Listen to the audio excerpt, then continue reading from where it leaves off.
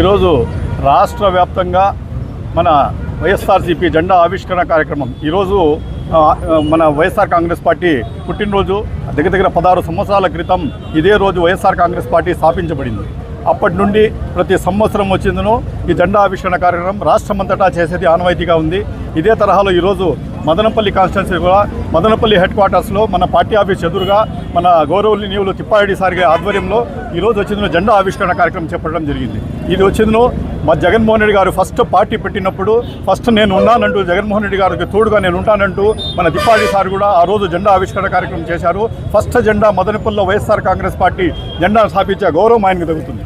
ఆయన వచ్చిందో ఈరోజు జెండా ఇక్కడ నాటినాడు. ఇదే తరహాలో ప్రతిసారి కూడా ప్రతి సంవత్సరం ఒక పండుగ వాతావరణంలో అన్ని పార్టీలు కలిసి అన్ని మతాలు అందరూ కలిసికట్టుగా చేసి ఈరోజు దీనికి ఈరోజు ఒక పండుగతో కూడా చాలా గ్రేట్గా దీన్ని మేము సెలబ్రేట్ చేసుకుంటూ ఉన్నాం.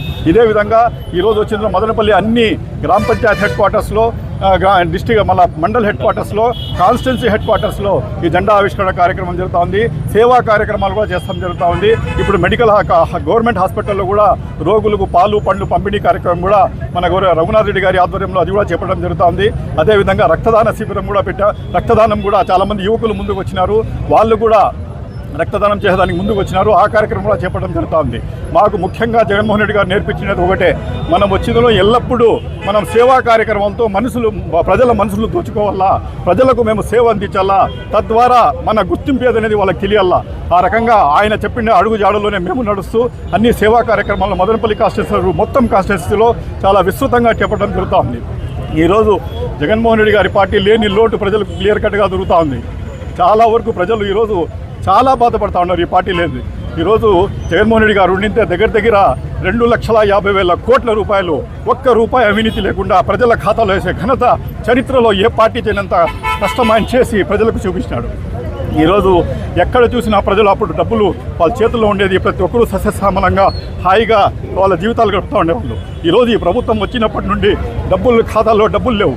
ఈవెన్ మేము అప్పుడు బ్యాంకుల్లో పోతే కూడా ఆడవాళ్ళందరూ బ్యాంకుల్లో వచ్చి డబ్బు డ్రా చేసి అసలు బ్యాంకులు పోవాలంటే భయం అవుతా ఉంది. జగన్మోహన్ రెడ్డి గారి పీరియడ్లో ఆడవాళ్ళు మొత్తం బ్యాంకులో ఉండేది. ఈరోజు పోతే మూసిపోయినాయి బ్యాంకులన్నీ.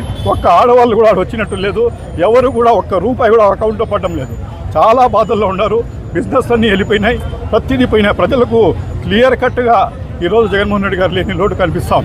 ఇప్పుడు మదనపల్లి విషయానికి వస్తే కూడా చూడండి, ఈరోజు డిస్ట్రిక్ట్ హెడ్ క్వార్టర్స్ అయింది, మాకు సంతోషంగానే ఉంది. కానీ ఈరోజు రోడ్డు పక్కన చాలామంది వాళ్ళు టైర్లు వేసుకునే వాళ్ళు, టీలు అమ్ముకునే వాళ్ళు, చిన్న వాళ్ళు ఒక టెంట్లు వేసుకుని వాళ్ళ జీవితం గడిపి వాళ్ళ కుటుంబాన్ని పోషించుకునే వాళ్ళు ఈరోజు రోడ్లు వెడల్పనే కార్యక్రమంతో వాళ్ళందరినీ తీసి పారేసిన తర్వాత తీసేసినారు. రోడ్ల కోసం మీరు చేసినారు, మేము అంటున్నాం.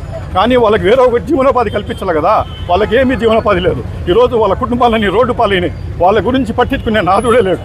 ఈరోజు వాళ్ళు ఎంత బాధపడుతున్నారంటే ఈ జిల్లా వచ్చినది బాగా ఒక శాపంగా ఉంది.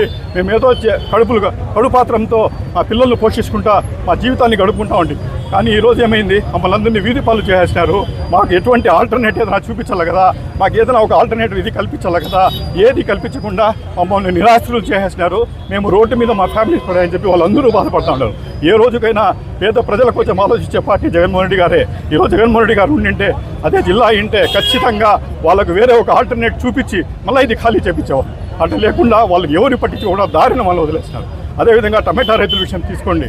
టమాటా రైతుల పరిస్థితి ఎంత దారుణంగా ఉందంటే ఈరోజు ఎక్కడ పోయినా అది పాదులకు ఒక ప్లాస్టిక్ కవర్ వేస్తారు. ఆ ప్లాస్టిక్ కవర్ వచ్చిందను చాలా తక్కువ రేట్లో కొనుగోలు అందరూ స్టాక్ చేసేసి ఈరోజు వచ్చి డబుల్ రేట్లతో అమ్ముతూ ఉంటారు.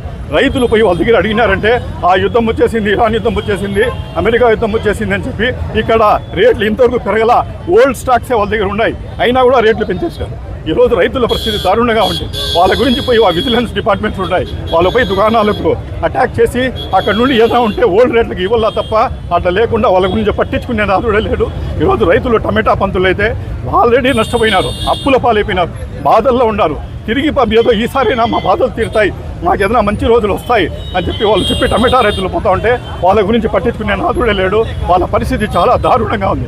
కాబట్టి మేము ఒకటే కోరుకుంటా ఉన్నాం, ప్రజలకు క్లియర్ కట్గా తెలుస్తూ ఉంది పాత ప్రభుత్వం ఎట్లా, ఈ ప్రభుత్వం ఎట్లా అని. జగన్మోహన్ రెడ్డికి ప్రభుత్వం తిరిగి తెచ్చుకోవాలా, మనం కష్టపడాలా. మనం కష్టపడేది మన కోసం కాదు, 5 కోట్ల ఆంధ్ర రాష్ట్ర ప్రజల కోసం మన కష్టపడి మనం జగన్మోహన్ రెడ్డి గారిని తిరిగి తీసుకోగలిగినామంటే ఖచ్చితంగా మనకు మంచి రోజులు వస్తాయి. కాబట్టి ప్రతి కార్యకర్త ప్రజలు ఆల్రెడీ ఇప్పుడు ఫీల్ అవుతున్నారు కాబట్టి మనం కూడా వాళ్ళ దగ్గరికి పోయి వాళ్ళకి అవగాహన కల్పించి వాళ్ళు తిరిగే నష్టంను వాళ్ళకి చెప్పి తిరిగి వాళ్ళకు ఈ లోకల్ బాడీ ఎలక్షన్స్లో కానీ రాబోయే 2029 ఎలక్షన్లో కానీ అఖండ మెజార్టీతో జగన్మోహన్ రెడ్డిని గెలిపించి మనము మన రాజశేఖర రెడ్డి ఆయాసాల కోసం ఏ వ్యక్తి నిలబడ్డాడో ఆయన ఖచ్చితంగా మనం తోడ్పాటు మనం చేసుకుంటాం.